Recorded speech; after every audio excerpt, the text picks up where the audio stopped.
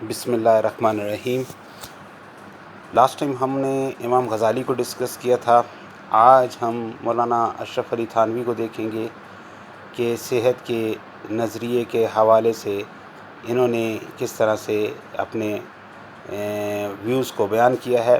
مولانا اشرف علی تھانوی 19 ستمبر 1863 کو U P Hindustan میں پیدا ہوئے تھے، اور آپ نے اپنے استاد حاجی امداد مہاجر مکی جو تھے، ان کی رہائش گاہ خانقاہ امدادیہ سے جو ہے وہ تعلیم حاصل کی تھی، اور وہاں سے ہی بعد میں لوگوں کو تبلیغ کا کام انہوں نے شروع کر دیا تھا۔ 800 کے لگ بھگ ان کی کتابیں جو ہیں وہ مختلف مشہور ہوئیں۔ ان میں ایک انہوں نے ذہنی صحت کی طریقہ علاج جو ہے اس کو انٹروڈیوس کرایا تھا، اور ان کا یہ کنسیپٹ آف مینٹل ہیلتھ جو ہے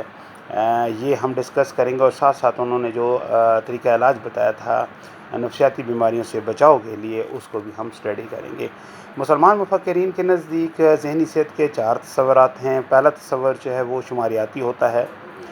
شماریاتی تصور یہ ہوتا ہے کہ ہم معاشرے کے اندر جو میجارٹی لوگ ہوتے ہیں وہ جس طرح کی زندگی بسر کر رہے ہوتے ہیں اس کو نارمیسی قرار دیتے ہیں، اس کو نارمل قرار دیتے ہیں، اور وہ لوگ جو اکثریت سے ہٹ کر زندگی بسر کر رہے ہوتے ہیں انہیں ہم ایب نارمل قرار دیتے ہیں۔ دوسرا تصور جو ہے وہ سماجی تصور ہے۔ اس کے مطابق وہ لوگ جو معاشرے کے قوانین کے مطابق زندگی بسر کرتے ہیں وہ نارمل ہوتے ہیں، اور وہ لوگ جو معاشرے کی رولز کے مطابق زندگی بسر نہیں کرتے وہ ایب نارمل لوگ تصور کیے جاتے ہیں۔ تیسرا نفسیاتی ہوتا ہے، یعنی انسان ذہنی طور پر اگر اپنے کام مکمل طور پر پرفارم کرنے میں ناکام رہتا ہے تو ایب نارمل ہے۔ اگر کوئی شخص ذہنی طور پر مختلف حالات اور واقعات کے اندر اپنے آپ کو ماحول کے مطابق ڈھالنے میں کامیاب ہوتا ہے تو وہ ذہنی طور پر مضبوط انسان ہوتا ہے، نارمل انسان تصور کیا جاتا ہے۔ اور چوتھا اخلاقی تصور ہے، یعنی جس تصور کے مطابق انسان اپنے ذہن میں ایک آئیڈیل بناتا ہے، اس کی تمام ٹریٹس، کوالٹیز اور ایبیلٹیز کو اسیس کرتا ہے، اور پھر اس کو فالو کرنے کی کوشش کرتا ہے۔ تو اس نظریے کے مطابق وہ لوگ جو آئیڈیل کے مطابق زندگی بسر کرتے ہیں وہ نارمل ہوتے ہیں، اور جو آئیڈیل بناتے تو ہیں لیکن ان کی لائف کے اندر اس آئیڈیل کا کوئی پرتو، کوئی جھلک، کوئی طور طریقہ نظر نہیں آ رہا ہوتا، وہ لوگ ایب نارمل تصور کیے جاتے ہیں۔ عام طور پر انسان کے لیے جو سب سے اہم چیز قرار دے دی گئی ہے وہ ذات کی آگاہی ہے۔ انسان اپنی فطرت کو سے جتنا زیادہ آگاہ ہوتا چلا جائے گا اتنا وہ ذہنی امراض سے دور ہوتا چلا جائے گا۔ اب یہاں پر فطرت سے آگاہی کے لیے جو اسلام نے پوائنٹ آف ویو بتایا تھا اس میں اسلام نے نفس کی بات کی تھی۔ نفس جو ہے اس کے 3 مدارج جو ہیں ان کے متعلق کہا گیا تھا، ایک نفس امارہ ہے، ایک نفس لوامہ ہے، ایک نفس مطمئنہ ہے۔ یہ نفس کی 3 کوالٹیز جو ہے 3 مدارج ہیں وہ ہم دیکھتے ہیں۔ نفس جو مطمئنہ ہے اس کا تعلق جو ہے وہ انتہائی راضی برضا یا خدا کے بتائے ہوئے طریقوں کے مطابق زندگی بسر کرنے سے ہے۔ وہ لوگ جو اپنی زندگی پیورلی اسلامی اصولوں کے مطابق بسر کرتے ہیں وہ لوگ ذہنی طور پر نارمل لوگ تصور کیے جاتے ہیں، اور ان کے اندر نفس مطمئنہ جو ہے وہ ڈومیننٹ ہوتا ہے۔ دوسرا جو ہے وہ لفظ لوامہ ہے، یہ بنیادی طور پر اچھائی اور برائی کے جو درمیان جو ہے وہ تمیز سکھاتا ہے، لیکن حالات اور واقعات کے مطابق انسان نے کس طرح سے ایکٹ کرنا ہے اس کنسیپٹ کو بھی یہ نفس لوامہ جو ہے وہ کلیئر کرتا ہے۔ جبکہ جو نفس امارہ ہے وہ صرف اور صرف برائی کی طرف انسان کو لے کے جاتا ہے، اور انسان سے ہر وہ کام کروانے کی کوشش کرتا ہے جس سے وہ ذہنی یا جسمانی لذت جو وہ حاصل کر سکتا ہے، اور اس کے لیے کسی بھی جائز یا ناجائز طریقے کو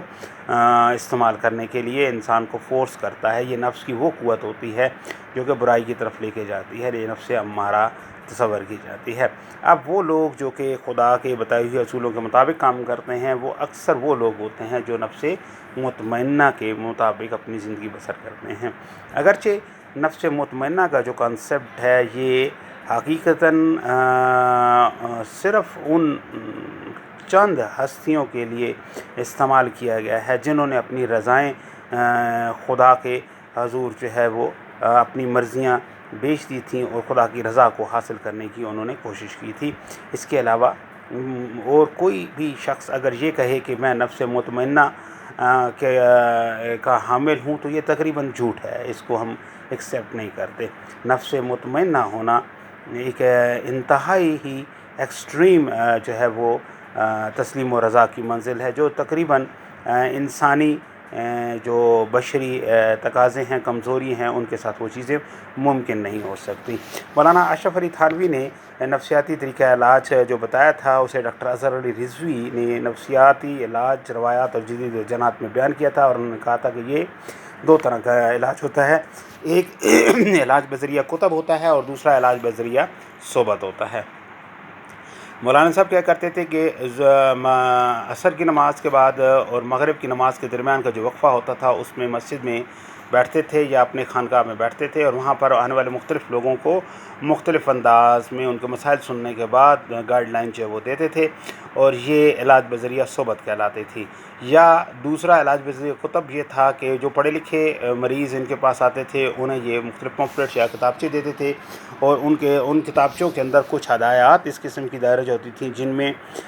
فرد کو اس طرح سے گائیڈ لائن دی جاتی تھی تاکہ وہ کسی خیالی قسم کی جو ہے وہ یا فرضی یا ایک ماورائی قسم کے کنسیپٹ جو ہیں ان کے اندر اپنی زندگی بسر نہ کرے بلکہ حقیقت آشنا ہو جائے۔ اب اس میں سب سے عجیب و غریب ایک کنسیپٹ جو انہوں نے دیا، اپنے طریقہ کا علاج کا نام انہوں نے سلوک رکھا تھا، اور انہوں نے کہا تھا کہ سلوک کے ذریعے سے معالج جو ہوتا ہے وہ مریض کو ٹھیک کر سکتا ہے۔ لیکن اب ایک علاج کے اندر جو سب سے پہلی بات انہوں نے یہ بیان کی تھی وہ یہ کہا تھا کہ آپ عمل کریں گے ہدایات پہ تو آپ ٹھیک ہو سکتے ہیں، ادروائز آپ یہ کہیں کہ موضوعاتی طور پر آپ ٹھیک ہو جائیں گے تو یہ چیز ممکن نہیں ہے۔ اس کے علاوہ روز قیامت آپ کے گناہوں سے نجات نہیں ہوگی، گناہوں سے نجات آپ کے صالح اعمال کی وجہ سے ممکن ہوگی۔ اب یہاں پر یہ جو کنسیپٹ ہے یہ تھوڑا کنٹروورشل ضرور ہو جاتا ہے، چونکہ یہ جو کنسیپٹ آف شفاعت ہے اسے نگیٹ کر دیا جاتا ہے، چونکہ حضور کی ذات اقدس کو شافی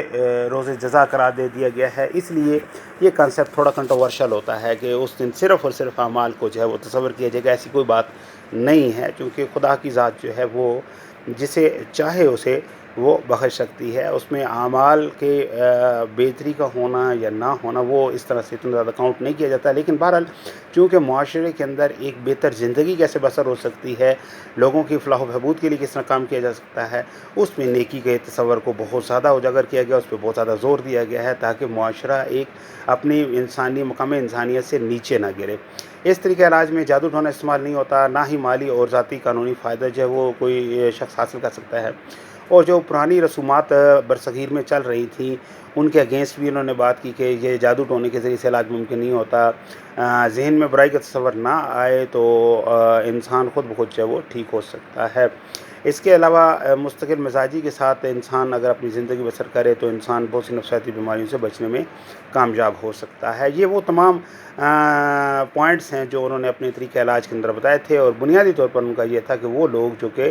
خدا کے بتائے ہوئے طریقوں کو چھوڑ دیتے ہیں وہ ایب نارمل تصور کیے جاتے ہیں، اور وہ لوگ جو خدا کے بتائے طریقوں کے مطابق زندگی بسر کرنا شروع کرتے ہیں وہ لوگ نارمل لوگ تصور کیے جاتے ہیں۔ تو یہ مولانا اشرف علی تھانوی کا کنسیپٹ تھا۔ اس کے بعد ہمارے پاس جو انشاءاللہ ٹاپک ہوگا وہ ہے طبعی اور غیر طبعی کردار میں کیا فرق ہوتا ہے، اور اس فرق کو ہم کس طرح سے نوٹ کرتے ہیں، اور کون کون سے مختلف معیار ہیں جو کہ ہمیں طبعی اور غیر طبعی کردار کے متعلق بتاتے ہیں۔ Any question regarding to this topic تو آپ مجھ سے وہ پوچھ سکتے ہیں۔ May God bless you.